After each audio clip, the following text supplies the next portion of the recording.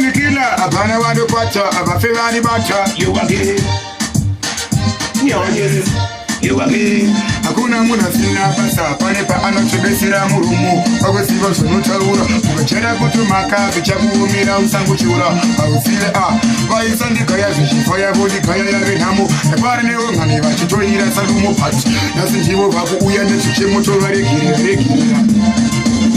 aiva murombo nhasi mangwanani mangu usambosaizaka usasore yake chombo yekaziva chete iyari kungobvudza tambo chinongodiwa ushindikauya wekwarambo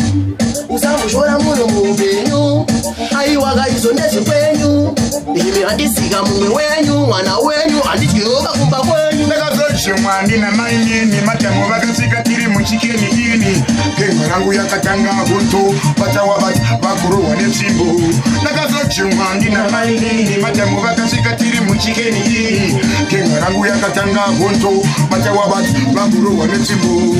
akorasta ndanga ndakatobata nyama yangu iyaiya shuwa imi yemunyama ndakabva ndasvikiwa apo andokama ndakanyara kakaizende shuwa ndakamhanya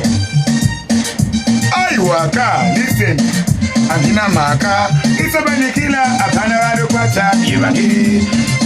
tsara haina mukai kana monya tsara yakurova kunomhanya tsara kana sina mari unogona kungotengesa propati tsara haina mukai kana monya tsara yakurova kunomhanya tsara kana sina mari unogona kungotengesa propati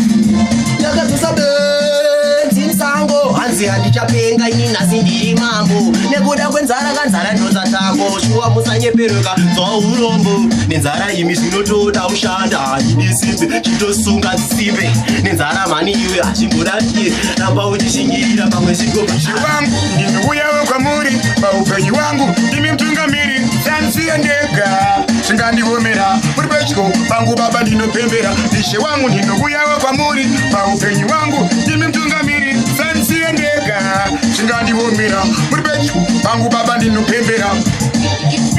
zvorema se zvorwadza se musandisiye ndega ishe ndimi mutungamiri zorema se zorwadza se musandisiye ndega ishe ndimi mutungamiri aiwa evhu racho ratukura kundi lacho